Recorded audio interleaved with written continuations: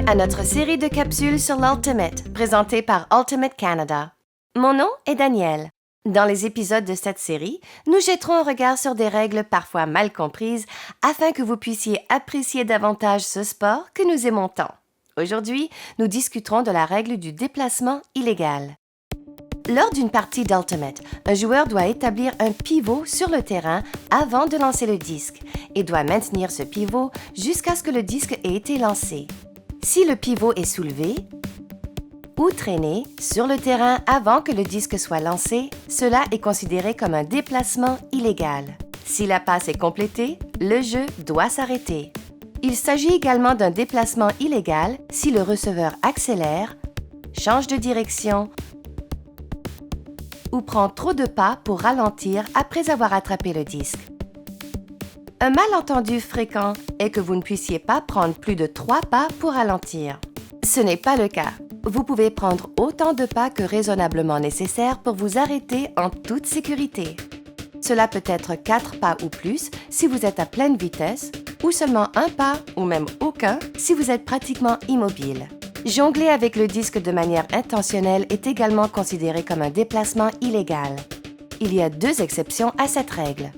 L'une est si un joueur est au sol au moment d'en attraper, le joueur peut se relever et établir un pivot. Le joueur peut également choisir de lancer le disque sans se relever. Vous pouvez utiliser n'importe quelle partie de votre corps à titre de pivot. L'autre exception à cette règle a été ajoutée afin de permettre aux joueurs de faire une passe tout en continuant leur course. Cette exception est souvent surnommée « passe et va ». Un joueur qui reçoit une passe peut lancer le disque tout en continuant sa course du moment où le disque est lancé avant le 3e contact au sol. Si le joueur établit un 3e contact au sol alors que le disque est toujours en sa possession, il doit alors s'arrêter complètement et établir un pivot. N'importe quel joueur sur l'équipe à la défensive peut appeler un déplacement illégal. Lorsqu'un déplacement illégal est appelé après une passe complétée, le jeu s'arrête et le lanceur doit retourner au point où il était sur le terrain au moment du déplacement illégal. Le jeu reprend avec une validation après que l'équipe à la défensive ait indiqué être prête à reprendre le jeu.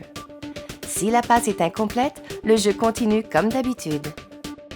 Le compte reprend à 1 de plus que le compte atteint. Si le marqueur a atteint un compte de 3 et qu'un déplacement illégal est ensuite appelé, le jeu reprendra à un compte de 4 en prononçant « compte à 4 », 5, etc. Il y a 2 exceptions. 1. Si le compte a atteint 9, le jeu reprend à 9 et non pas 10 en prononçant « compte à 9, 10 ». 2. Si le déplacement illégal est contesté et que le compte de reprise aurait été plus haut que 6, le jeu reprend désormais à 6. Le marqueur validera le jeu et prononcera « compte à 6, 7, etc. ».